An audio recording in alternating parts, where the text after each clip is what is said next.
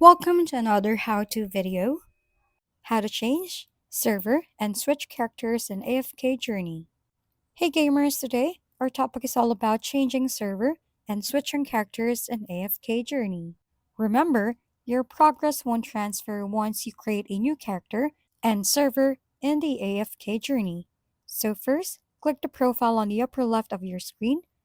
While you are in the Profile tab, click Settings. While you are in the Settings tab, click Others. While you are in the Others tab, click the Character Switch. Now, in the Character Switch tab, click Create New Character, and then it's up to you if you choose the recommended server or if you will choose a server manually. After choosing your preferred server, click Create New Character. Then the game will ask you for confirmation. Click the check button to confirm, and that's it. That's how you can change servers and switch characters in AFK. That's it for this tutorial. For more how-to videos, please don't forget to subscribe and hit the like button if this video has helped you.